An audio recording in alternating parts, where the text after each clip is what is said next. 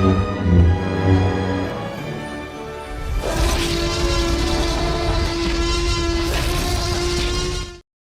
right, everybody. Here we are for episode 77 of Now Showing with Mike and Wayne.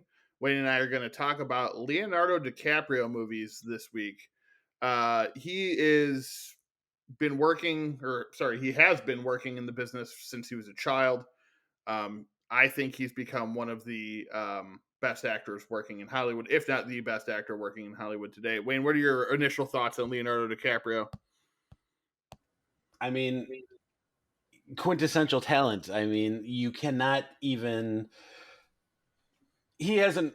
Everything that he's been in has not been fantastic. But I will say that he has been one of the best actors on screen in every movie that he's been in, just because, I don't know, he's just so believable in the roles that he's in. And it's not to say that he's a perfect actor, because that doesn't exist. But character portrayals and just delving into the character or whatever the situation calls for, he seems to have mastered it at a level deeper than anybody else, in my opinion. Yes, I concur. And it's hard to really think of anybody else who kind of does the work that he does. Early in his life, he started on TV shows. I think a lot of people remember him from Growing Pains, one episode arc on Roseanne. When they originally tried the Parenthood TV show, he was one of the main characters. It only lasted for like a season. You know how much I love Roseanne and that whole deal. And I remember sitting there watching the episode where Roseanne teaches her Darlene's class how to cook. And I'm like, pause. No, that is not IMDb. It is. Oh, wow. Well, and it's crazy too. He's obviously gotten older, but he hasn't changed enough to where you can still recognize him when you see him in his earlier roles. Right. Going back to the Parenthood TV show now, I'm sorry. He played the role that Leaf/Joaquin Phoenix played, right? Yes. Is that correct? Yes. That is correct. He was the son, Gary. He was supposed to be the same kid who was having the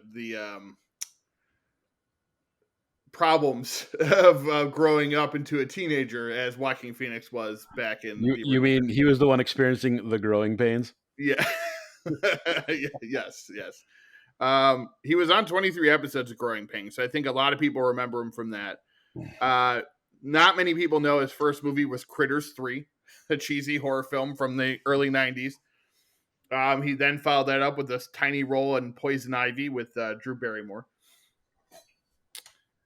His first major roles, though, came in 93. And that was This Boy's Life, which I saw, but I don't remember as much.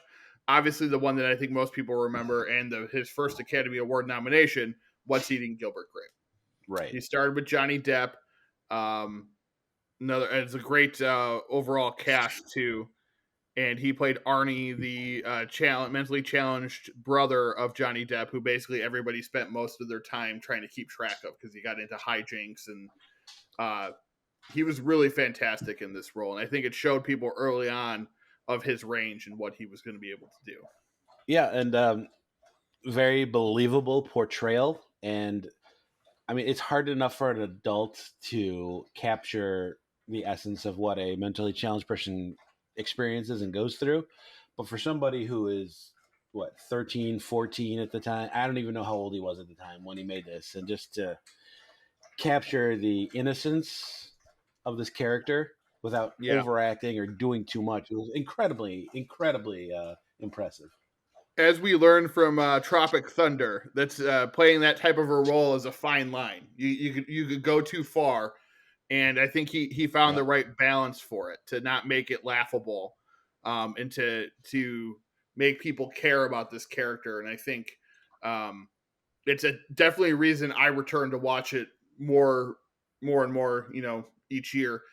Johnny Depp's really good in it, but for Johnny Depp, it's weird to go back and look at it, because for Johnny Depp, it's one of his more normal roles where he just plays a human being who's not a psycho, he's not a crazy person, he's just kind of Johnny Depp. Where Leo gets to do a lot of the Johnny was the straight man, I guess, if you would say, in the movie, and everybody else around him kind of got to act a little crazier. And so Leo really got to go and explore things with this character, I think. It's just nice to see that Johnny Depp wasn't a crybaby in this movie. Ooh. But obviously, for those that didn't get that reference, Johnny Depp was in a movie called Crybaby. Crybaby, yes. His first musical, even though he didn't actually sing in it, but it was his first musical. All right. So 95, he did Basketball Diaries, The Quick and the Dead. And I'm not sure what Total Eclipse is, but he did that as well. But Basketball Diaries, I think, another project for him to kind of show what he could do. Would that be Total Eclipse of the Heart? Sorry, I'm done now. Are you, though? Are you? No, absolutely not. Directed by Scott Calvert, starring Leonardo DiCaprio, Lorraine Bracco, Mark Wahlberg is in it as well. It's the story of true story of an author with a drug problem.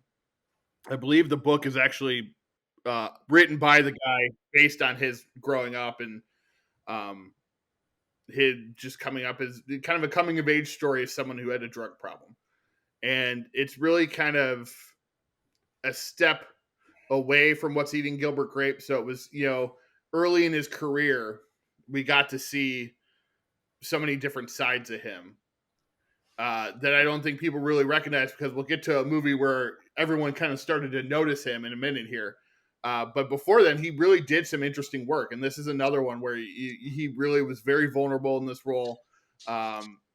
He was doing things I think people weren't really recognizing yet as being this talented. And he it was a really good movie. It's really depressing. It's dark. It's a good early performance from Mark Wahlberg, if you want to believe that. He's not the greatest of actors. Go ahead, Wayne.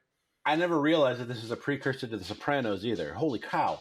Michael Imperioli, Vinny Pastore. Obviously, you got Lorraine Bracco. Who else did I see? Was that it?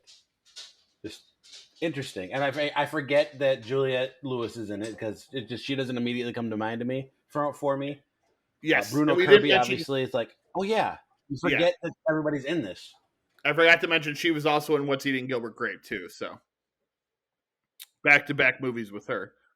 So I mean, if you haven't seen Basketball Diaries, that's one I could definitely recommend as an early Leo film to go and feast your eyes on, because it was kind of an early glimpse of what he was going to become, I think. 95, he did The Quick and the Dead, which is, I love The Quick and the Dead, but it's not a great movie by any stretch. It's a kind of a very Hollywood Western. Sharon Stone is the star, Russell Crowe, an early role for him. Leo plays the son of Gene Hackman, Gene Hackman is the villain. And Leo is kind of like living in his shadow. It's a fun movie directed by Sam Raimi, director of Evil Dead and Darkman, and the Spider-Man movies, obviously. But yeah, it was 96 and 97, I would say, when Leo became what most people looked for back then, Wayne, in heartthrobs. 1996, he did Romeo and Juliet. Big budget, Baz Luhrmann, beautiful looking. Everybody looked beautiful in the movie. Pretty actors. They took Romeo and Juliet, made it about violent, gun violence and stuff like that, and everyone had guns, and with the modern day twist of everything. And yes, modern day twist. I remember seeing that, and that was the first real. Oh, okay, this guy, like finally familiar. Yeah. That's where ladies started to swoon. Yes. Oh, and swoon they did. In 96, would you say 96 was probably his biggest year? Well, I would say 96, then going into 90, because 97 was the next big movie. So, like, I think he kept that flame going from Romeo and Juliet to, obviously, his next film. I want to talk a little bit more about Romeo and Juliet, just the cast real quick. Claire Danes, John Leguizamo, Harold Perrineau, Pete Postlewaite, Paul Sorvino, Brian Dennehy, Paul Rudd was in it. So it's a really big cast. Dash Mihawk, I know, was in it. Jesse Bradford and Emmett Walsh. So huge cast of Romeo and Juliet. Kind of a different take on it. I think it started the trend of doing Shakespeare differently. There's a Hamlet I really like from the early 2000s with Ethan Hawke, which has a great scene inside of a blockbuster which to see Shakespeare done in a blockbuster is kind of hilarious, but also awesome at the same time, especially when you work there. And Bill Murray happens to show up in that too. So You get that, but anytime there's a blockbuster in a movie now, it's just kind of like, oh, nostalgia. yeah, now Scores extra points. it's the nostalgia factor for sure. Every time, because Rebecca loves the '98 Godzilla, which I know most people don't. But there's a scene where they run past a blockbuster video sign in the stadium that they're in, the Madison Square Garden. So As he great did. as Leo was in this movie. Sorry, I cut you off there. Go ahead. I just remember John Leguizamo's performance and just being like, wait, isn't this the guy from In Living Color or whatever show that the comedy sketch he was on? It's like, Yeah, dang, this guy can act. and also Super Mario Brothers, the movie. National treasure. Not the movie. That movie is a national treasure. That was one of those things. It was a performance from him where you're like, oh shit, so like he can do stuff like this.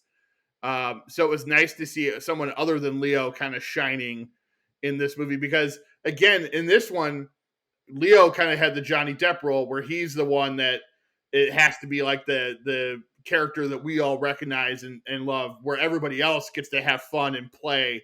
And that Leguizamo totally got to play in this one. Him and Dash Mihawk really got to have a good back and forth as the two cousins that are feuding. That kind of starts the whole feud between the Montagues and the Capulets. So he did get some solid acting in there in Marvin's Room in between. So that's a good movie too if you haven't seen it. Great cast in that one. Leo, and I think, is that the one with Meryl Streep?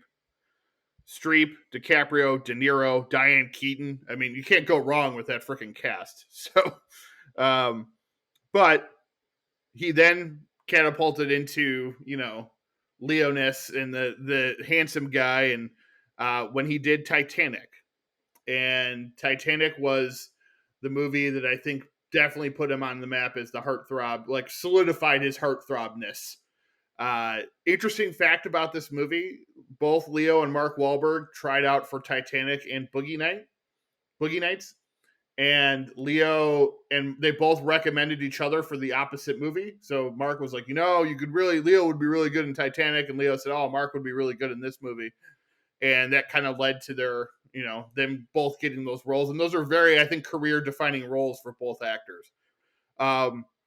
This is where I get honest. Titanic, not one of my favorite movies.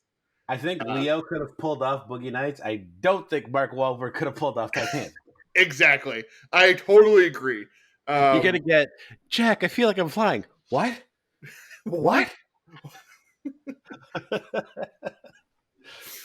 Oh god, just my little take on things. Yes, no, I totally agree with you. I mean, Leo's in one of those actors. I think that we've talked about. He could fit into almost any role. Titanic to me is not one of my favorites. I've only seen it a couple of times. I like it enough. I like the Billy Zane stuff. I think he's really good in the movie. Again, it's another one where it's Leo doesn't get a lot to do as far as like really great acting per se. I don't know what you're talking about. He gets to do some pretty interesting things. I'm sorry. I love Kate Winslet. So this movie Kate Winslet is amazing. Yes. I don't think it's a movie that he got to really show like his acting chops. It was definitely a movie where they were like, they needed someone that looked pretty and he fit the bill. It was just a coincidence that they got someone who's also extremely talented. We need to debate this though. Could he have fit at the door at the end of the movie? I think yes. Yeah, I think James Cameron's even come out and said that, yeah, he could have. So when the director himself has made it official, I think, that's a mistake that they made. He's owning it now. It still doesn't, I don't think, lessen the movie. It's just one of those kind of funny moments that fans like to point out. Let's just be honest, though. Jack had commitment issues, and that was his out. He did. He wasn't sure he wanted to commit to Kate Winslet, which I don't understand. But, I guess, you're a young kid. Only he knew what was in her pocket. Kate Winslet, I just want to point out, too, one of, in my opinion, the best actors working today. She's really talented. So this was kind of the America introduction to Kate Winslet. She had done a couple things in England. and New Zealand and all that kind of stuff beforehand. But this was like her first intro where everyone got to see her, and it also made her a star as much as making him a star, I think. Right. The interesting thing about this movie, though, is Leo apparently was offered so many big budget romance type movies afterwards, but now we all know him as the actor he is. He became that because he refused to go in the route that everybody else wanted him to go into. And he decided to start choosing some more interesting roles. I think instead of using Titanic to become the biggest star in America or the world, he used Titanic to get the roles that he wants. And I think that's a really interesting way to do it. We see some actors today doing that as well. Not everybody wants to be, like, he is obviously super famous, but not everybody wants to be the big budget guy who's in all the big budget movies. And I think we saw him not do that. And the next one he did was The Man in the Iron Mask, which is a take on The Three Musketeers, where he plays dual roles. He plays the king, and then he plays the twin to the evil king, who's the good one. So he gets, again, there's another balance of acting. Go ahead, Wayne. I just remember watching The Man in the Iron Mask. I think the original starred Errol Flynn back in like the 40s. That sounds about right. I remember watching it, the original, on my grandparents' beta deck, falling asleep to that. So The Man in the Iron Mask is always an interesting one for me, just to revisit and kind of, I don't know, nostalgia, if you will. So I've always liked it. It has a really good cast. They surrounded him with a bunch of good veteran actors in that one. I know we don't talk about him much anymore because of who we realize who he is, but that's Gerard Depardieu. But he's a solid actor, and Jeremy Irons, John Malkovich, Gabriel Byrne. They surrounded him with a lot of good people in this movie. And again, it allowed, Gabriel Byrne's kind of like the heart of that movie. So it allowed Leo to have the freedom to really act his ass off in both the role as King Louis and Philip. And I think, again, just another movie to show his range. He ended up doing Woody Allen's Celebrity after that, which I think most people forget about. He basically just plays like kind of a rich asshole celebrity in it. Kind of, I think, what people thought he was. And, he kind of played that role. The Beach. This is a movie I think gets a lot of criticism. Again, everyone expected him to kind of hit with these big budget romance type movies, and The Beach is another. It's a Danny Boyle adaptation of a novel that people loved, and it's about like drug dealing and romance and craziness, and it's a weird movie, and I think people weren't ready for it. I haven't revisited it in a while. I've heard it's better than, like, it's one of those movies that's aged well. It didn't necessarily do well when it came out, but it's supposed to like have kind of become better because I think people understand more what it was trying to do. And at the time when it came out, it was more of like, again, feeding off, when they promoted it, they fed off the Titanicness of Leonardo DiCaprio. People don't realize how big that movie was. Like, Titanic was like the number one movie at the box office for almost like a year, which doesn't happen anymore. Wasn't it brought back to theaters at one point too? Yeah. Just because it was so popular. Like, it ended its run and then it was like brought back 4 or 6 months later, something along those lines. It was, and I think it was in theaters for like 9 months before it hit home video. Like, it was ridiculous how long that thing ran. Because people don't remember too, like, it was the highest grossing movie for the longest time. It did not have a huge box office opening. It gained the money over time. It wasn't like the Avengers movies, which taking nothing away from them, but they open up to $500-600 million on a weekend. Titanic opened up to like $27 million and then very slowly made its way to almost to $2 billion or just under two. I forget what the final number for that one was, but it's right there. Now, he did a movie that everyone apparently wants to forget called Don's Plum, which Leo and Tobey Maguire refused to admit ever happened. And it's very difficult to find this movie. So I don't know much about it, except it's supposed to be just terrible. I think they did it as a favor for a friend, and it was like one of those dealios, and they just didn't the end product was not what they wanted it to be. Interesting Tobey Maguire connection with Leonardo DiCaprio and how they competed for many of the same roles with Yep. Obviously Leo usually coming out on top with the better opportunities, if you will. Yes, of course. And they're like best friends too. So Yes. that's one thing people should know is they've been ever since they met on like whatever that first audition was. They became really good friends, and they've been like best friends ever since. All right, so 2002, we kind of talked about both these movies before, Wayne, but I know it was a big year for you for Leo movies. Gangs of New York Yes. and Catch Me If You Can. Two So in of my favorites. 1 year he got to work with Scorsese and Spielberg in the same year. This started his relationship with Scorsese. Great epic movie. There are people that do not like this film. I don't understand them. I've liked it ever since it came out. Well, Didn't have to they're grow wrong. on me. They're just wrong. Sorry. Yeah. Draw the line. You're wrong. Great cast. I take that back. You cannot like the movie. That's fine, but it's not a bad movie. And that's what I always try to explain to people. Is like, you cannot like a film, but there are films that are really well made, really well acted, that just aren't for you. That doesn't make them bad movies. Because and maybe I just take it personally, and I shouldn't. But when someone calls a movie bad, and I'm watching, I'm like, well, I mean, the camera work is fantastic. The performances are great. I'm like, maybe it's just you're just not into the topic, and that's fine. That doesn't make it a bad movie. It's just not for you. I think people have a hard time saying that. Well, I mean, even the essentially a bad movie. You've got like The Room, like that could be considered a bad movie just because of the acting, but like camera work, you will catch an editing gaffe, or towels in one hand in one shot, next shot it's in the other hand, stuff like that.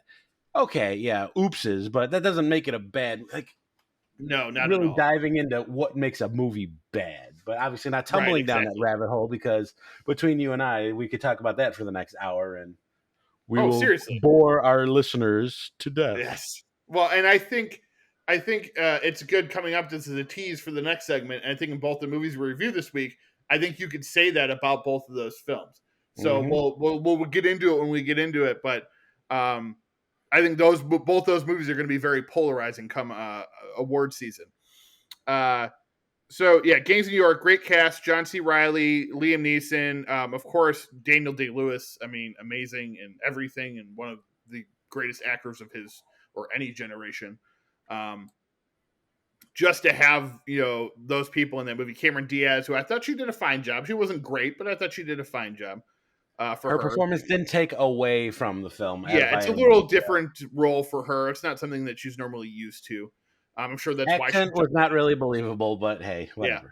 Well, and I think too, when Scorsese comes and he's like, "Hey, do you want to be in my new movie?" What are you going to say? You're going to say yes. So regardless of the role. So great movie. Like, we went into detail and depth about that one before. Then Catch Me If You Can, Spielberg. Oh, go ahead, Wayne. Looks like you got something to say. No, I was just going to say, hey, if I'm going to keep getting cast, I don't care if you think I'm a bad actor. I'm going to keep cashing those checks, though, baby. Exactly. This is very true.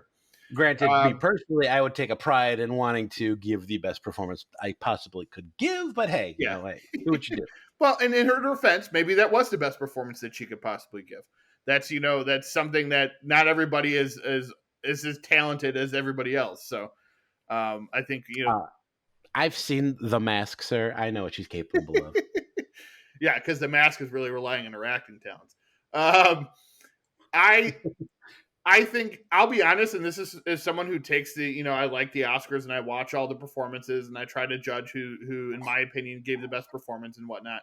I think people are over concerned with who's giving the best performance, because sometimes when you watch a movie, the actor doesn't need to give a great performance for the movie to be good.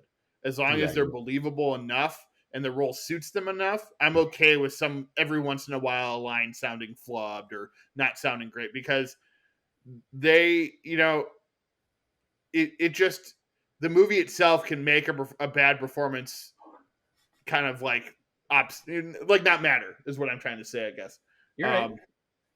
I just, again, to me, and it's funny. I think as a movie buff, people probably would think that's weird that I say that, but I think too many people focus on that. It's not always about the performances. A lot of times, it's about the how the story can come together. And then there's other cases where a performance can save a movie and make it worthwhile. Where the script may not be the best, but the performance can be like, oh wow, well that performance saved the film. It could Kind of go like either Jack way. Nicholson in the movie we'll be talking about in a couple minutes. Yeah. Yeah. Yeah. All right. So, Catch Me If You Can, Spielberg, Tom Hanks, Leonardo DiCaprio, story of Frank Abagnale Jr., who was a con man and a grifter, and Yep. basically grifted through his early 20s, Wayne, right? Teenage years, early 20s, Yes. before being captured as one of the biggest con men in the world. Yep. And I mean, there's that amazing scene where Tom Hanks is sitting in the diner and the waiter comes by. It's like, oh, Barry Allen, The Flash. He's a kid. He's a yeah. kid. And Tom Hanks has that very, very distinct Boston accent, if you will. Oh yeah, he does. So, He I know I've talked about this one ad nauseum over again because of how much I love it. So I'm going to contain myself. So just letting it's you a know I'm great not movie. going off the rails with this one this time. It's a great movie. I remember when it came out, just seeing it in the theaters and enjoying the hell out of it. Christopher Walken as his dad is fantastic. Leo is great. Tom Hanks is great in it. The direction from Spielberg. I think it's one of his kind of different movies where it doesn't have that typical Spielberg look to it. I really I like when he kind of goes outside the box a little bit, and I thought that this went a little bit outside his norm. That maybe Soderbergh would have been the director that normally would do this type of film, but I thought he did a really great job with it. It's one of his better movies of the early 2000s for sure, for Yes. Spielberg. All right, so the next two, one of my favorites, and it's not the one we're going to talk about right now, but he worked with Scorsese again for two straight.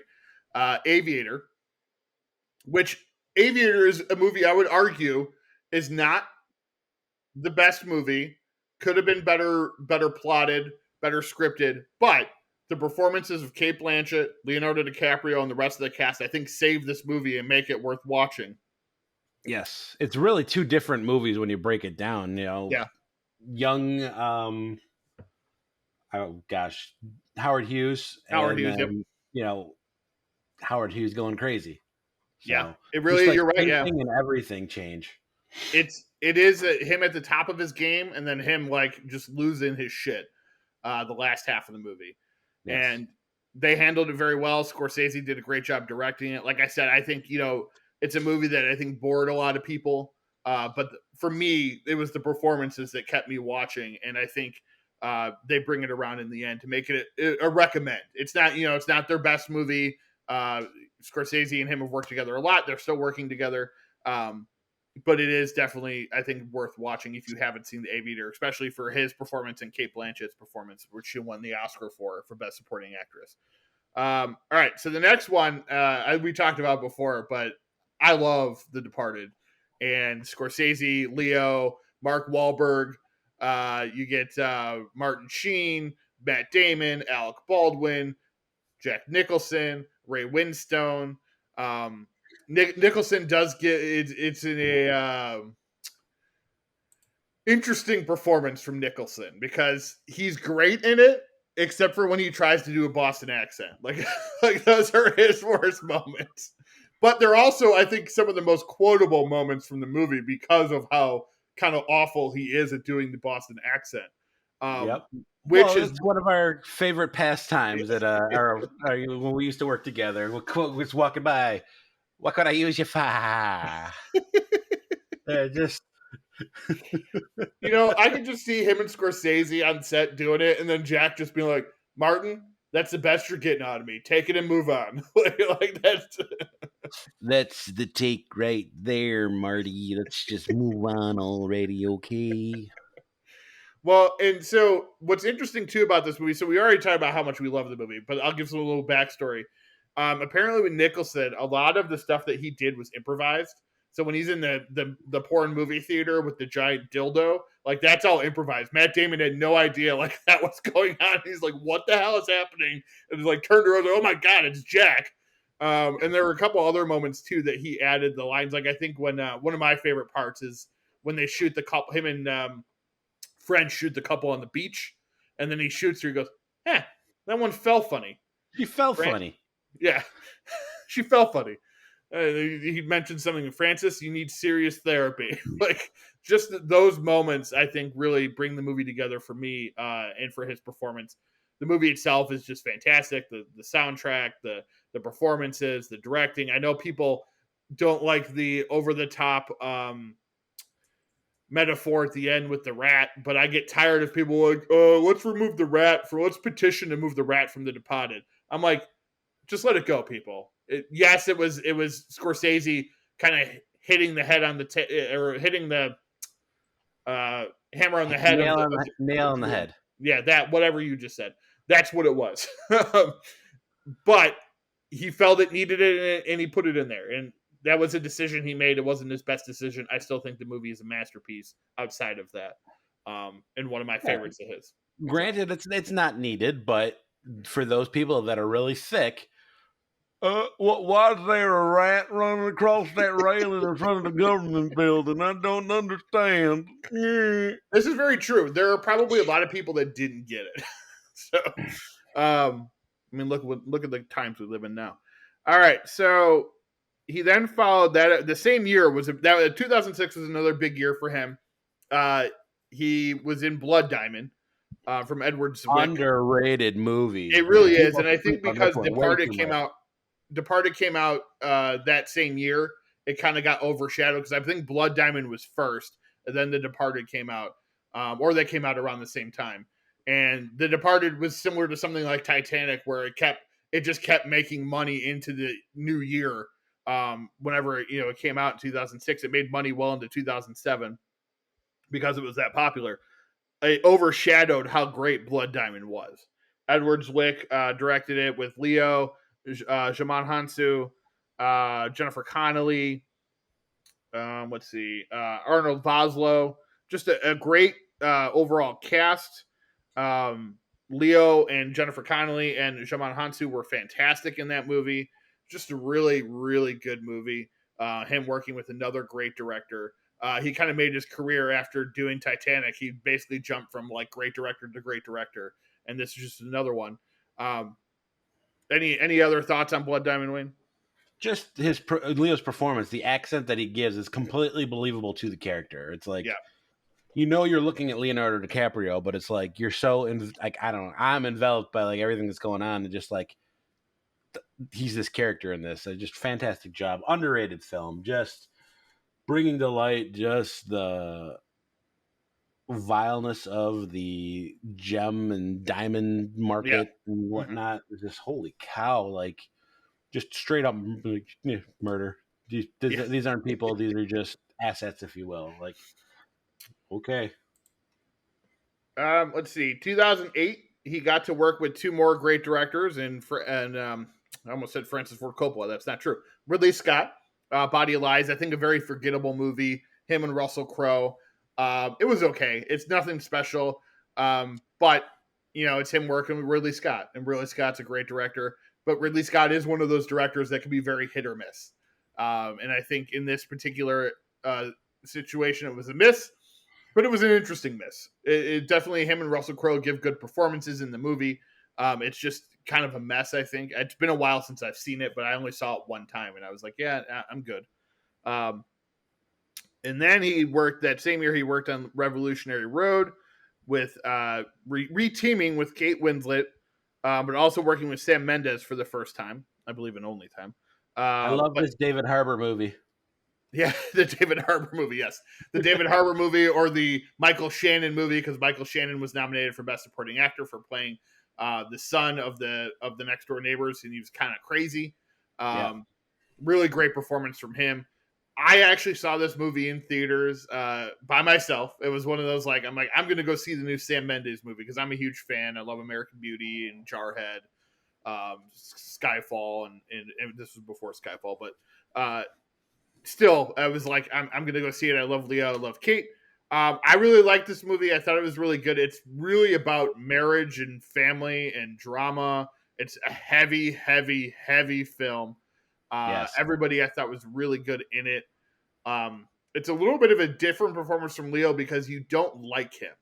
He's not a very No, likable he person. is He's a cheating on hateable his wife. character. Yeah, he's cheating on his wife. He's never really home to be with the kids. Something horrible happens later in the movie. It's pretty like just devastating. Yeah. What's interesting, just small little backstory about my life. When I was in school, film school, I did a acting scene portraying the Frank Wheeler character in that scene that you're talking about.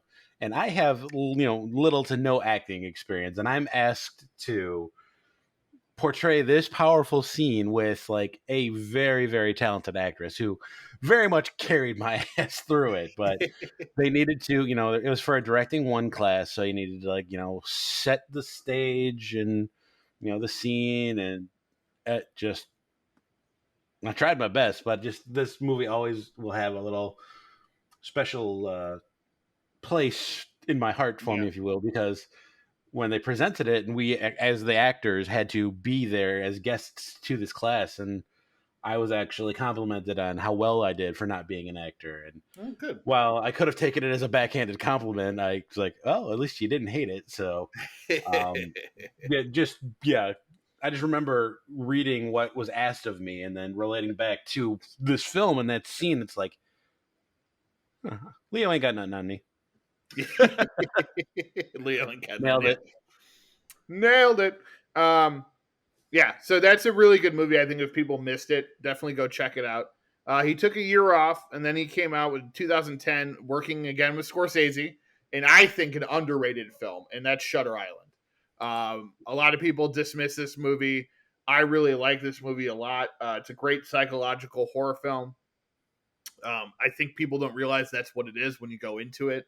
But Yeah, I'm not going to. 2010 was definitely the mind F, if you It will. was, yeah, because his next movie, you're right. It is a mind fuck moment for Leo because he did Shutter Island, which again, completely like not the movie you expected to be, and then he followed that up later in the summer with Inception, with his first time working with Christopher Nolan, and Inception is one of those movies that I think people are still trying to figure out to this day.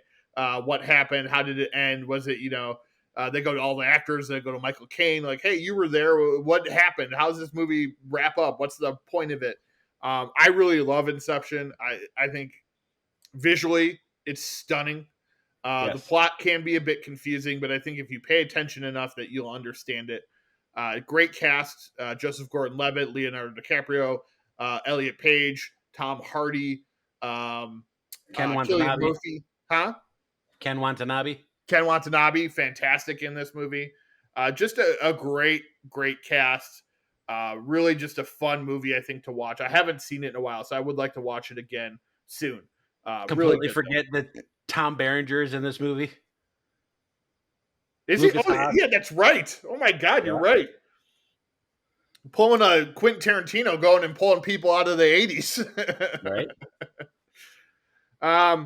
So I'll be honest, his next movie I didn't see, and that was J. Edgar. That was when he worked with Clint Eastwood. I haven't seen that one.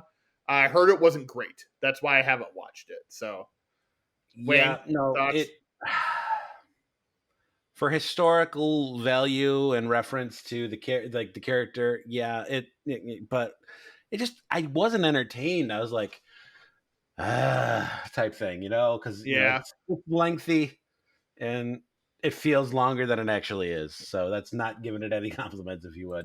yeah, and that's not great. And we've talked about a Clint Eastwood movie, his most recent one, a few episodes back, and I kind of got the feeling that J. Edgar was kind of like that, where people just didn't really get into it, and it just didn't work for a lot of people. It was very weighty. It was supposed to be a big award season movie, and it came out and it was just kind of a dud. And it happens, like you said earlier. Sometimes he's not infallible. Like he does bad movies from time to time. Yeah. All right. So 2012 was the first time he got to work with Quentin Tarantino. What's interesting about this moment is also the first time really that he played like a villain, a very hateful villain in Calvin Candy. I love this movie. We talked about Django before. It's fantastic. The cast: Christoph Waltz, Jamie Foxx, Leonardo, Samuel L. Jackson, Kerry Washington, Don Johnson, Jonah Hill. I mean, like, the cast list goes on. There's so many people in this movie. Yep. Quentin Tarantino's in this movie.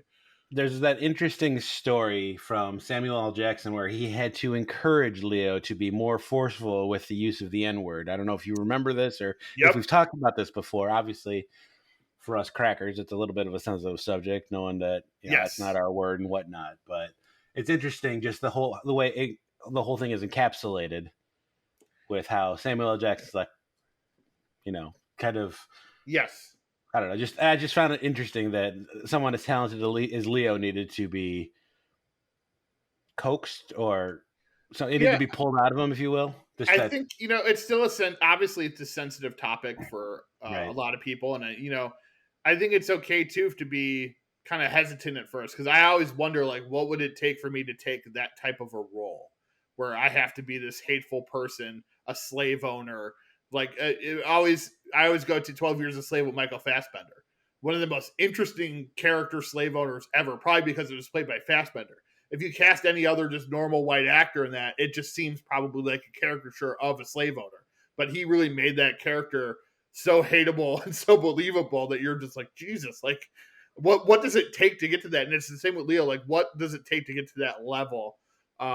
He was overshadowed in this one by Christoph Waltz. He won his second Oscar working with Quentin Tarantino on this one.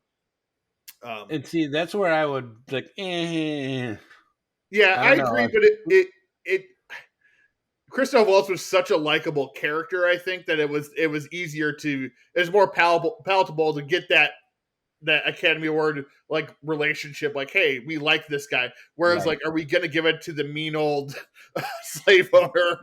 Like, it's kind of difficult. That was my next point. It's like, do you think he didn't win because of the character portrayal and as vile? So, well, because I'm pretty sure he ended up not getting nominated, and I think a lot of it had to do with that. All right, 2013, he worked with Baz Luhrmann again. I thought The Great Gatsby was a really good movie. It's kind of a 50-50 one. People either really love it or they really hate it. I really liked it. I liked the style of it. I thought he did gave a great performance as Gatsby. Tobey Maguire was good too. I'm not the biggest Tobey Maguire fan, so sometimes he's hard to take. But I've lost my appeal for him just because of who he seems to be outside of the acting room. Yeah, this is also very true. If you've ever watched Molly's Game, the celebrity poker player is supposed to be him, and he's not a very nice person. Carey Mulligan, Joel Edgerton, also in this movie. Another great cast. I really dug it. I had a good time with it. I don't get to watch it much because Rebecca doesn't usually she actually likes those type of movies, but not like she likes period pieces, but not when they kind of like modernize the period pieces, I guess. Cause that's kind of what they do in that one, where it's a 1950s movie, but it looks like it takes place now just because of how crazy Baz Luhrmann gets with all the colors and all the theatricality to it.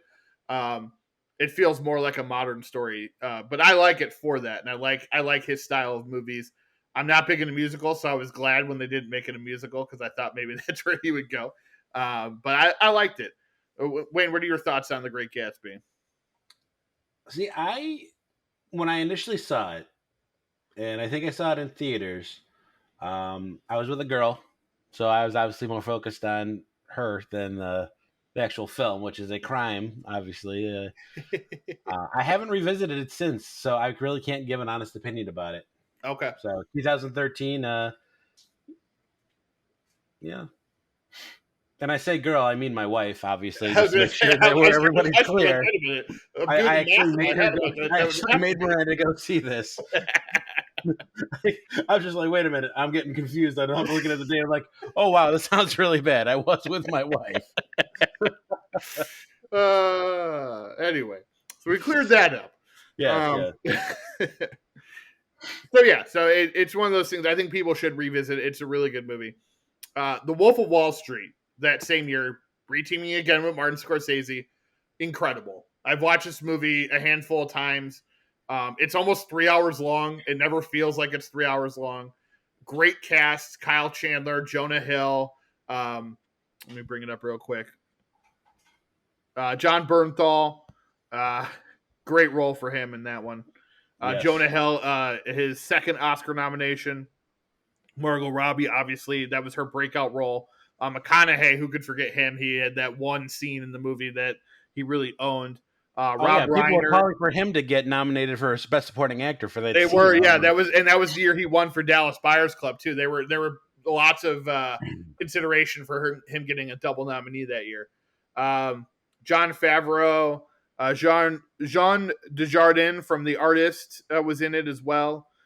Kristen Milotti, Christine Ebersol, Shea Wiggum. I mean, it's one of those. You look at Kenneth Choi. The cast is just gigantic. Ethan Suplee. I mean, every time I scroll down, I see somebody I know. It's an incredible movie. It definitely takes a certain kind of person to watch it because there's lots of sex, lots of drugs, lots of craziness with all the characters. Jordan Belfort is not someone to be idolized, and I don't think this movie does that. There's a thing with people where just because you enjoy watching a movie, people go, "Oh, well, we shouldn't idolize this person." I'm like, there's nothing about that movie that makes me go, "Oh, I want to be that guy." He was a horrible human being. Oh, he still is, and if you've watched his social media or anything like that, this guy's just a complete scumbag. Yeah, and sorry, bro, you are. And I think they do a good job of showing that. They really don't make him sympathetic, to be honest. I can't think of a moment that makes me go. I mean, maybe towards the end when he's like doing the speeches he does now, but in reality, like. No, not even that, because he's still smarmy and gross. Yeah, and he got let off the hook because the people that didn't get indicted basically just saved his ass. Yes.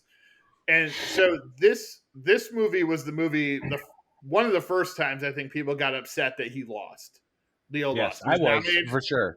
Yeah, he was nominated against his co-star, Matthew McConaughey, for Dallas Buyers Club, and that was McConaughey in that movie's year, as him and Jared Leto both won the Oscars for Best Actor, Best Supporting Actor. And they were really good in those movies. But Leo was otherworldly in this movie. I mean... I really appreciated Matthew McConaughey in Dallas Buyers Club. So I wasn't mad that he won. I was more upset that Leo couldn't also win, if that makes sense. Yes. If that doesn't make sense, I apologize. But well, it was just such an out-of-body performance for him, and he put everything into it. He acted his ass off. The scene where he's high on drugs and he has to crawl from the club to the car, and I mean, just everything that he physically did in this movie was amazing. And it was just difficult to watch that performance and see it not get awarded come award season. Now, his first Oscar and only Oscar to this day would come in 2015. And that is a movie I think is very polarizing because there's not a lot of talking in it. So people get really hung up on that aspect of it. I think it's a great fucking movie, though. Directed by Alejandro Inarritu. It's The Revenant, starring Leonardo DiCaprio, Tom Hardy, Will Poulter, Domhnall Gleeson, Paul Anderson, Christopher Joner, just a bunch of big casts there. This was the one he won Best Actor for. Now people were like, well, he doesn't really say anything. It's like, because a lot of the acting he does is on his own. It's a story of a man during civil what time frame was it? The 1820s. So during the 1820s, there's his son gets murdered and he gets left for dead, and so he's basically out for vengeance. And Tom Hardy's character is the person he's looking for, and he makes it his goal basically in life to take them down. There's a big scene with a bear. That was what everybody talks about. When he fights the bear, pretty incredible scene. It's basically almost 2.5 hours of Leo like grunting and groaning, but acting his ass off. It's taking the physical performance he gave in Wolf of Wall Street, but removing most of the dialogue. But I think to have a performance like that and have people recognize how talented you are without speaking that much is incredible. And I think he really did a fantastic job. Go ahead, Wayne. The amount of physicality in this movie, I think that's part of the reason why he didn't do anything for 4 years, because Yep. his next credited role is in 2019. That's a 4-year gap. That's the biggest gap that he has in his career. And obviously that's not the only reason why, but because I don't know why. I'm not Leonardo DiCaprio, Yeah. unfortunately. So, but yeah, I just noticed that I'm looking at the date. I'm like, oh yeah, that's right. We didn't see him for a good, 4 years. So Yeah. a well-deserved break. Let's call it that. Exactly. Very interesting. So I'd have to do more research into this, but all right. So you're right. 2019 was when he worked next. But before we talk about that, apparently in 2020 he played a senior soldier in a miniseries documentary about I think Ulysses S. Grant. So I don't know if that was like something he shot a long time ago, or if he was just like hanging around set as a producer or something and decided to like do a cameo. But he's apparently, it says he plays senior soldier in one episode of that TV miniseries documentary. So I have to do more research into that. I don't know what that means. But weird, it's just a weird thing I noticed. His next movie is probably one of my favorites of his, and as many people as Tarantino seems to be a either you like him or you don't type of director. I love him. He's one of my favorites. Once Upon a Time in Hollywood is, to me, probably his masterpiece for Tarantino, because it's so engrossing. Everything that happens on screen is just incredible. The performances are amazing. Even my wife, one of the times I was watching it, she hasn't seen the whole movie, but we're watching it and she's watching Leo's performance and she's like, "Wow, he's really fucking good in this movie. I don't even believe that it's him." I'm like, yeah, that's what he does. Like he just embodies characters, and I think this role for him is no different than any of the other roles that he took. He's just amazing in it, and you don't realize it's. I mean, he, like you said before, Wayne, in a role like he looks like Leonardo DiCaprio, but when he gets in these roles, he disappears. He's one of those character actors that's in between Daniel Day-Lewis and Tom Hanks, because Tom Hanks suffers from the moment that he looks like Tom Hanks, where Daniel Day-Lewis goes and he looks like these different characters. Leo doesn't have to change his appearance to become these different characters. He just becomes them by still looking like Leonardo DiCaprio, which is impressive, I think, which is what sets him apart, I think, from the rest of the actors working today, because he doesn't have to put a bunch of makeup on, put a fake nose on like he did in J. Edgar. I think he realized, maybe from that like he could embody these characters with just a few different ticks and different characterizations of how they would handle a scene. And his performance in this movie is incredible. And I think, Brad Pitt won the Oscar for it, but Leo is the better actor out of the two. But for Brad Pitt, even though too, it was a different role for him. And I think working against Leo really helped him sell that performance. And I don't know if you've seen this one yet, Wayne. I think last time we talked about it, you hadn't seen it yet. So I've seen it like 3 or 4 times now. I love it. To me, it's amazing. I know people don't like it because it's slow. It's not an action movie. The real action of the story comes in the last like 15 minutes of the movie. But it's just really interesting, and I really loved watching this movie. And every time I'll probably go watch it now this week. Now that I'm talking about it right now, because I just love watching this film. Yeah, I have yet to see it. I've got the watch now options pulled up, so I will be visiting it soon. Yes, hopefully today, but we'll see. To me, it's just one of my favorites. But it's all right. So that's basically where we have to stop for his IMDb filmography, because the next movie is part of our next segment, which is reviews of the week. Although I will say I'm really interested to see Devil in the White City that they're currently in production on. So obviously being from Chicago and having to read that book over the years, my friend, and while I'm eating the sausage with the bears and the bulls on and all that good stuff there, I can't wait to see how Leo's going to encapsulate somebody from our hometown, if you will. It'll be interesting, and it's a mini series too. I didn't realize that. I thought it was going to be a movie, so that'll be interesting. We kind of his first foray into that realm.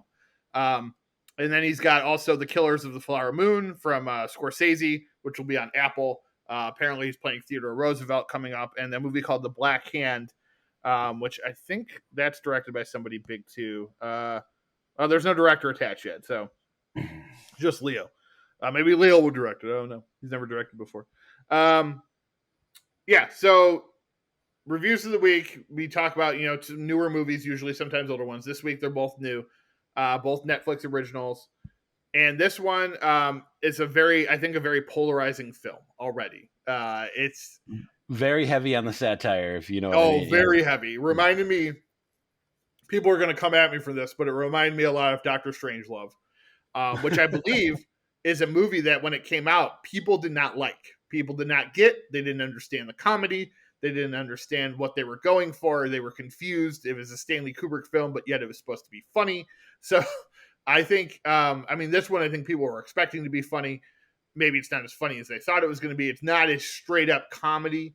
I would think they would know that now after Adam McKay has kind of switched from being a straight up comedy director to kind of a more satire, more political director with his last 3 films, The Big Short, Vice, and now this one, Don't Look Up. So it's as I mentioned, it's Adam McKay, and it stars Leonardo DiCaprio, Jennifer Lawrence, Meryl Streep, Cate Blanchett, Rob Morgan, Jonah Hill, Mark Rylance, Tyler Perry, Timothy Chalamet, Ron Perlman, Ariana Grande, Kid Cudi, Himesh Patel, Melanie Linsky, Michael Chiklis. As you can see, huge freaking cast. Paul Guilfoyle is the basically everybody, half of Hollywood. Let's just call basically it that. half of Hollywood's in this movie. It's a story about the end of the world. There's a comet heading to Earth. Jennifer Lawrence's character is getting her PhD, and she notices this comet. She discovers it, and she brings in her teacher, Leonardo DiCaprio's character, and they both kind of go forward with this discovery, and then they do all the calculations and realize that it's a world killer, that the world is going to end. So they set up an appointment with they're able to set up an appointment with the president once they call NASA and all that stuff. And Rob Morgan plays one of the heads of NASA. And they go ahead, Wayne. I just gotta ask right now. Are you disappointed we didn't see a Bruce Willis or a Ben Affleck cameo? Because I know I am. I wish we would have. That would have been amazing. Or even a Steven Tyler doing something to reference the song. As much as I love Ron Perlman, I think if they could have cast Bruce Willis as Ron Perlman's role, that would have been fantastic. Right? We're watching this, and as soon as they talk about landing the thing that really makes it Armageddon, if you will. Yes. Oh, yeah. God. Come on now. I'm waiting for it, and it never happened. No, you definitely, especially from someone like Adam McKay, whose mind comes from comedy, you kind of think maybe he was thinking that. Maybe he did. Maybe he tried to get them and he couldn't. I don't know. You make it happen then. You bend over backwards, you plead for more money, you grovel. And I know a thing or two about groveling. I grovel with the best of them. So they end up meeting with the president, played by Meryl Streep. Her chief of staff is her son, Jonah Hill. Very much in knocked up Superbad form. Lots of improving going on from him in this one. They don't take him seriously. They're like, we'll take it under advisement. And they're like, they get very frustrated. They're like, the fucking world is going to end and you guys aren't doing anything about it. Like, you're going to take it under advisement. They want to send it to their people, make sure that their scientists look at it. And Rob Morgan is also in the room with them. And he's like the head of NASA or one of the security, one of the advisors or whatever. He's part of NASA. So he's like, I'm part of NASA. Like, I kind of get this. And, and he's also still the level-headed one who understands how it works. So I just can't believe the general charged them for snacks.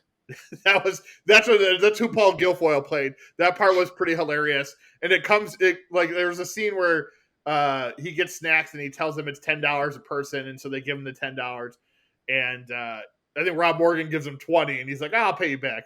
And then they find out later that the snacks were free, and Jennifer Lawrence keeps going through it in her head as the movie goes on. She's like, I just can't believe it. And you're like, uh-oh, what happened? And then her next line is, can't believe you charged us for fucking snacks.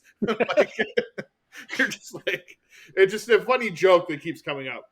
I had a really good time with this movie, Wayne. I don't know about you. I'm in the positive camp of it. I think everyone did a really good job.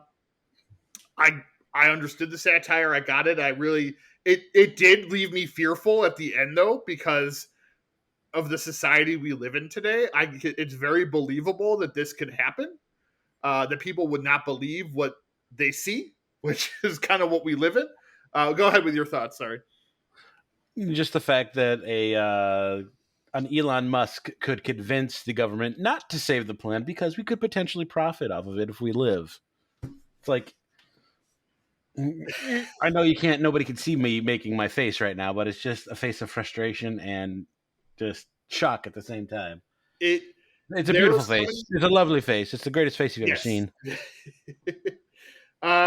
Jennifer Lawrence and Leonardo DiCaprio in this movie have many scenes where they kind of just lose their shit, and it's hard not to feel like you're them at the moment that they're losing their shit. Like the movie does a really good job of bringing you into it, and sometimes for the worse, because like we just said, it feels almost too real. And I think Ted Giagan is a director I follow on Twitter, and he said like his wife loved the movie, or his partner loved the movie, but he couldn't finish it because it was too anxiety inducing.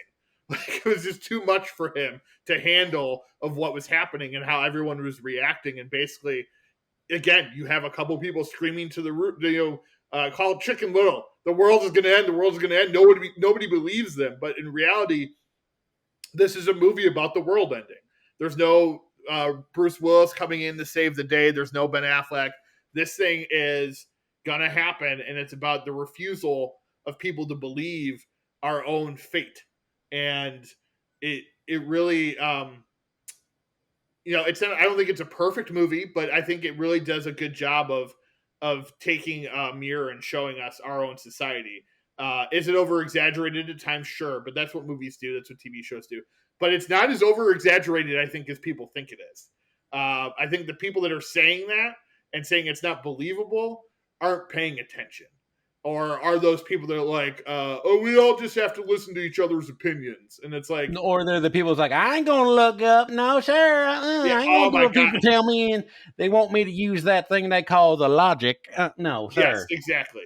I mean, literally, Don't Look Up refers to a point in the movie where the comet is close enough that people can see it. And the Republican Party, even though they never refer to them as the Republican Party, but that's who they are, say, don't look up. Just don't. Yeah. They want you to look up. Don't look up. They're tricking you. Don't look up. And I think it's more of an extremist group of that party, because I want to believe that there are logical people on both sides. But it's definite that Meryl Streep and Jonah Hill are playing Trump Republicans, which we want to believe are extremist Republicans of that side. And she even, she has photos of not just Republicans in her office, but of liberals too, of everybody, because that's the type of person, very much like Trump. Trump was friends with everybody before he was president. So that's kind of, I think, what they were pulling on.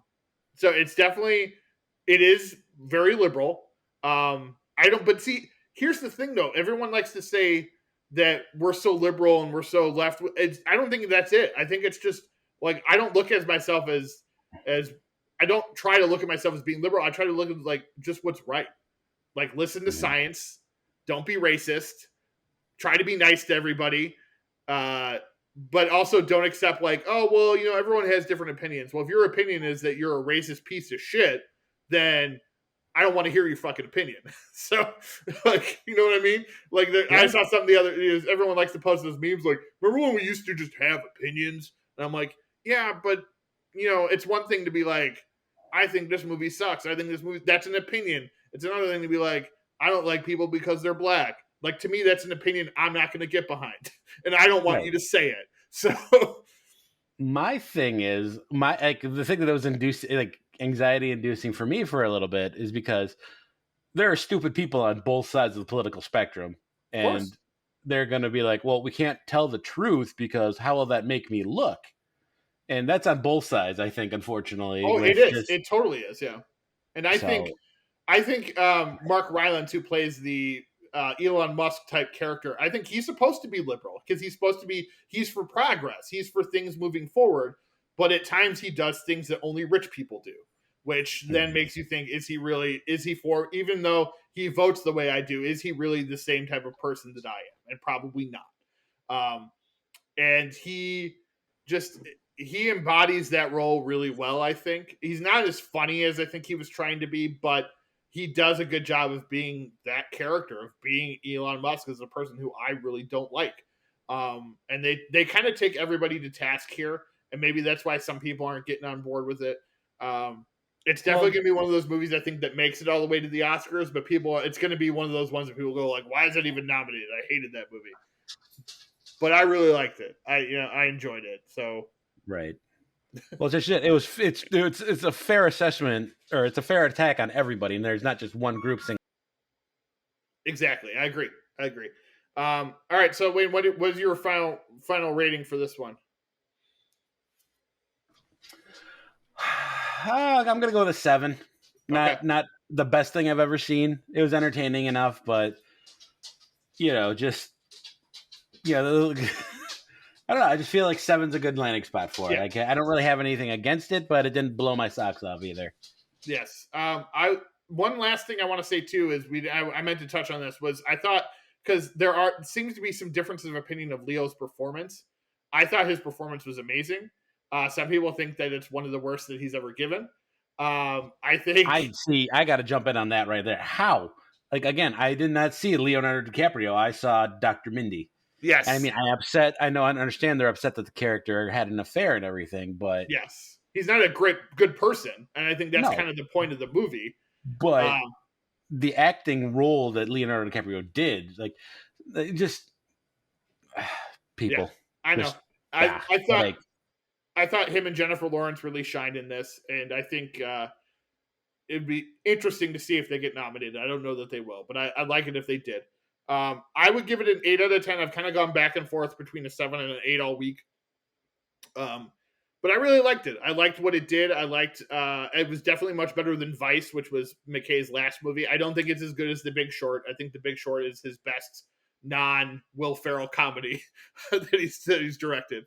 But I really did like this one. Maybe my opinion will change over time, but I enjoyed it. I think it's one that'll grow on people over time, actually, like Doctor Strangelove. So we'll see. I don't know. All right, so our next one I think fits into the category, Wayne, of that we were talking about before. Is it's a movie that's not for everybody, but it's well directed, it's well acted, the script is really good, the story is really good. It's just it doesn't go a lot of places. It's called The Lost Daughter. It's on Netflix. Yes. It's directed by Maggie Gyllenhaal, starring Olivia Colman, Dakota Johnson, Ed Harris. Let me see. I'm trying to remember the rest of the cast. That's the main cast right there. This was Maggie Gyllenhaal's first directing and first writing attempt, correct? Correct. Yes, she adapted from a novel called The Lost Daughter. It's a drama about a woman who I honestly at first thought it was about a woman who lost her child. That is not what it's about. No. It is about a woman who's lost, I guess, really, essentially. She's kind of trying to reflect on her own past. So we get to see Jessie Buckley play her as a young person, and about being a mother, and maybe how motherhood isn't for everybody. Yes, great casting job, by the way, because. Yeah. And I thought, I was like, at first, I'm like, wait, I didn't realize that like Olivia Colman was Olivia Colman. Like, wait, is that Maggie Gyllenhaal? Like, is she acting in this too? I knew who it was, but you're right. Maggie definitely casts and had her get her haircut similar to how she would normally like cast herself, I think. Because there was, I definitely thought that as well. I thought Jessie Buckley was a good young Olivia Colman. I thought the performances are great in this movie. It's a really interesting kind of artsy film. There's a lot of intimate camera angles in this film where everybody's really kind of close up. She really wants you to get to know the characters. The issue, like my wife did not like it because it doesn't really go anywhere. It's a movie about people. And these movies are hard sells for general audiences, which is why Netflix is like the perfect place for it. Right. Well, I will fully admit I had to stop and step away with the little girl crying about 45 minutes in. Like, it's just, and it enveloped me to what the mother was feeling too. It's like, okay, you're hurt. I'm sorry. Stop. You know what I mean? Without actually saying that to the child. Like, it's just one of those, oh goodness. No, and the reason we get to feel that is because of Olivia Colman's backstory, right? Like Yep. her child was very similar, and so we're getting that comparison. I do agree it was kind of a bit much at times, um, but yeah, this one's hard to rate. So I'm not going to give a rating on this one just because it's hard for me to kind of give my wholehearted like feeling on it because I don't want to begrudge people that really enjoy this type of movie. I do enjoy some movies like this. This one wasn't one that I was like in love with or anything, but I like again, it's what we talked about, acknowledging a good movie. It's a good movie technically. It's great directing, great camera work, great scripting, great acting. It just for me it didn't grab me and it wasn't something that I was enthralled with. But I think there is an audience out there for people for this movie. But it is going to be if it does end up sneaking through into the nominations, it's going to be very polarizing because people are going to go and they're going to watch it because it's nominated, and they're going to be like, "Why the fuck was this movie nominated?" Because they're going to be bored. And I hate saying that. We had Andy on last year around Oscar time, and he talked about boring movies that get nominated for Oscars, and that Yep. doesn't mean they're bad movies. It just means that you have to be in a certain mood when you watch those type of movies. Like Nomadland. You really have to kind of engulf yourself in that film. If you're really not paying attention, you're going to find it very slow and very boring. Right. I think this is another one of those movies that like I really sat there and as my wife kind of commented like, "Oh my god, this is slow. This is boring." I tried to just take it all in and get into the movie, and it was really just difficult for me to find a line into where I really liked it. And I was like, oh, maybe the ending will come around, and I'll be like, oh my god. And then the ending came around, I was like, it was okay. It was Yeah. all right. It again. Everyone's really good in it. It just was not for me. So, Wayne, what are your final thoughts on The Lost Daughter? I like the idea about not ranking it, but I will say, performance-wise and the movie as a whole, solid 8. Agreed. But my enjoyment level of it was probably more like at a 4. So, Yeah. and that's just the mood that I was in.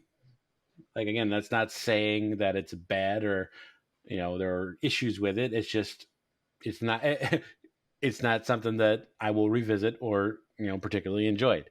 That's just not to say it wasn't a great performance with great dialogue and all that stuff and very beautifully shot. Just wasn't for me, I guess. Yeah. If that's fair enough to say.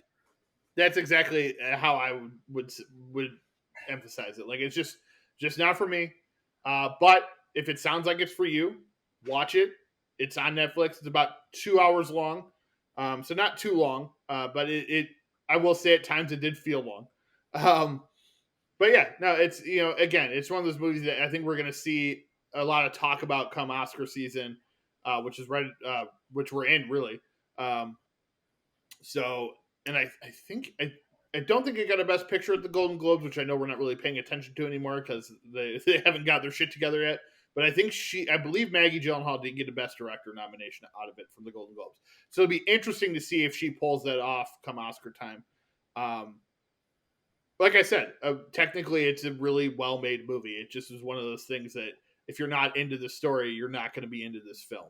And that's just there are movies like that. I think we just have to accept that. All right. So, anything you watched this week, Wayne, that you want to talk about? I was able to watch one of my favorite holiday movies, albeit a week late. That is The Holiday, as I've talked about before. Obviously, my love for Kate Winslet and obviously Jude Law in this movie, Cameron Diaz, Jack Black. Fantastic movie. My in-laws are in town, so we watched a lot of westerns this week, and I can't even remember most of the ones that we watched, mostly on Netflix and Amazon. But that was great to just dive in. Obviously, we talked about westerns a couple weeks ago. Yep. So my father-in-law, and I really enjoy those. So we had a lot of good times watching those this week. I'm obviously 4 episodes into Cobra Kai, and I know you haven't watched yet, so I will not say anything. But so good. Obviously, I'm biased because I'm me, but yes. So that's what I've been doing. Also, Boba Fett came out first episode. Yeah, blah, blah, blah, blah, blah, again, not saying anything. So very, very interesting way to start off the miniseries, if you will. So, I liked it. um, I thought oh, it was good. definitely, but like, Yeah. I want to run off at the mouth, and I know that that's no, no, no. We'll save So it till the season's over. We'll there do you a go. spoiler heavy review of it. Um, I finally finished a movie called The Eyes Without a Face, old French film, 1950s on HBO Max. It's a Criterion film, really good. Not necessarily super exciting all the way through, but for that time, it's about a woman who doesn't have a face, and her father's trying to. It basically is killing people to try to attach a face to hers to see if it stays. So it's pretty dark for 1950s French. Yes, exactly. Very dark movie.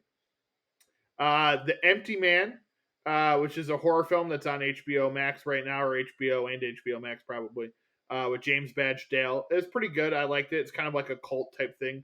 Till Death, a new Megan Fox movie from last year that I really liked. Her husband kills himself, and then but he handcuffs her to him when he does it. So then she has to like try to survive, and he's thought of everything. So he removed everything from the house, got rid of all the phones, did all this stuff while she was sleeping. It's a revenge type thing, so that she would have to survive on her own. It's really good. It's on Netflix if you want to check it out. It's very violent though, so there is that. Let's see. I started watching this old TV show Castle with Nathan Fillion. I'd never seen that before. It's pretty good. I like it. A couple episodes in on that one. And let's see. Raging Fire I watched last night. That is a Chinese film starring Donnie Yen. For people may remember him from Rogue One. It's about a cop who he's on a revenge trail because a bunch of cops get murdered at a operation, and he wants to bring them to justice. It's pretty good, very violent, lots of action. If you have Haya on Amazon Prime, you can get it. It's like $3 a month, and it's just a bunch of Asian films. And I recommend it if you like Asian films. I do. It's well worth it. The Night of the Hunter with Robert Mitchum and Shelley Winters. I watched that for the first time. I thought that was really good. Robert Mitchum is very creepy in that. He plays this guy who's pretending to be a priest who's really a serial killer. Again, something kind of odd for 1950s, but works really well. And then we started watching Yellowstone 1883, which is the prequel to Yellowstone. It's a Western series. It's on Paramount Plus if you have that. Really good. Tim McGraw, Faith Hill, and Sam Elliott star in that one. And that's it.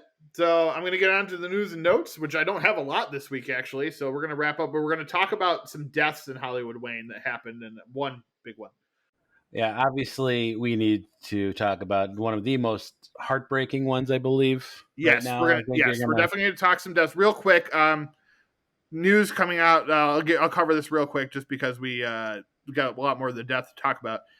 Warner Brothers using 46-day window for their movie, so they'll be in theaters for 46 days, then on HBO Max. That includes something like The Batman, so that's pretty big news if you have HBO Max. And Norman Reedus could be the Ghost Rider in the MCU. I would love to see this. I love Norman Reedus. He loves motorcycles. It would be the perfect character for him in the MCU. All right, so on to the death part of the show, which is very sad. We'll start off with Dallas Buyers Club director Jean-Marc Vallée. Unfortunately, passed away at the young age of 58 years old. I'm guessing he was sick or was some sort of. I haven't seen any news on what it was yet. He was in his cabin in Canada. Very sad. 58 years old. Candy Palmer, comedian and Trailer Park Boys actress, dead at 53. Another young one passed away. Mm-hmm. Very sad. Jeff Dickerson, Bears reporter, dead at 44 from colon cancer. Very sad, Wayne. When I was in Chicago, JD was a huge part of my kind of everyday drive to work because he was always on like Waddle and Sylvie, or any of the ESPN Chicago sports shows. Very sad. His wife passed away 2 years ago from cancer as well. So his son now without parents, which just sucks. Right. I believe he's 11. Just tragically unfortunate. Very tragic. And then, of course, John Madden, legendary football coach, announcer, video game creator, as some people think, apparently. But he put his name to the Madden football, obviously. 85 years old. Very sad. We were both big fans of the game, or are big fans of the game.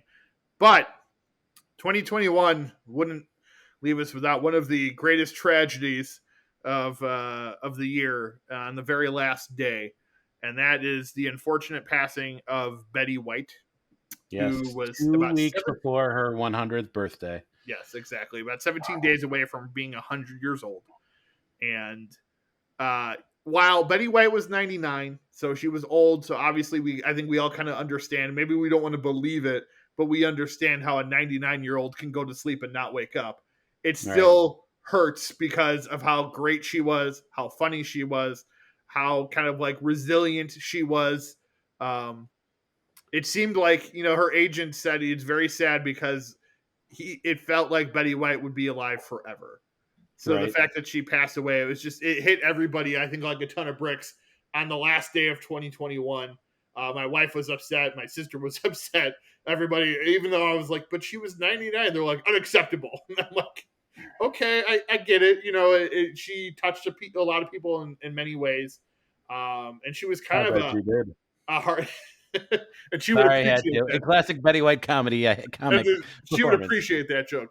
Yeah. She was a hard ass bitch. I think that's what people kind of liked about her, was that she took no shit. She gave a lot of shit, and anytime she was in a movie or a TV show, she was hilarious. Obviously, the Golden Girls. I didn't know that she was like the first person to ever be on a television. Back in before the TV was at the World's Fair.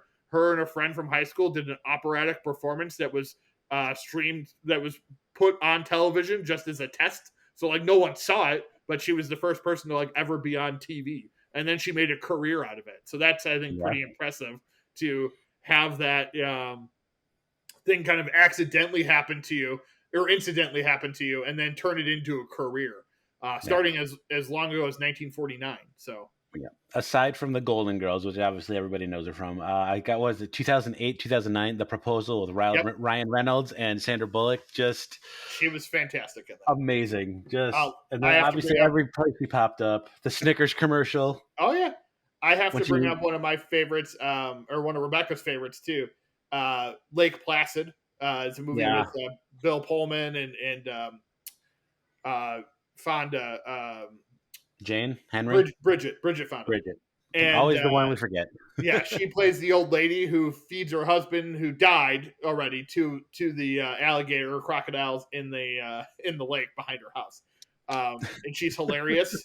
And there's a line where she's like, "No offense, but I hope he eats all of your friends." So just the way Betty White could deliver that line, she was so sarcastic, so funny. Hilarious. So loved by everybody when there was that campaign to get her to host Saturday Night Live. Yeah. Oh, yeah. And she did in 2010, and SNL re-aired it, I think they re-aired it last night. So, she's going to be missed by everybody, I think. It sucks that, she died at the end of 2021. Everyone keeps joking, like, she knew something was up. She knew something was up in 2022. Should we all be upset because she's just like, nope, I'm out. But again, she was 99 years old. So at some point, Father Time was going to come and get her, and that's what happened. We can only live so long, and time is the undefeated champion of all time. So exactly. So it was very sad. Rest in peace to all those people we talked about. Right. But Betty White, you will be missed for sure throughout this year. There is a documentary, I believe, on Netflix. I'm sure there will be specials throughout the year for her. I'm sure they'll do something for her at the Oscars, but definitely at the Emmys, because she was a big TV actress. Right. So, get ready for that kind of stuff and tributes and stuff to pour through. There's supposed to be a TV special on her 100th birthday, so I'm assuming they'll still do that, but it'll be more of a special tribute to her instead. But yeah, so just again, sad, but she was 99. She lived a long and great life and healthy life. She was pretty healthy all the way up until the end. Sometimes your heart stops beating. So, all right, so that's our show for this week, everybody. We appreciate you listening. Hope you all had a great New Year's and a great Christmas and a great holiday season. We look forward to the coming new year and everything that we're going to do on this show. Wayne, go ahead.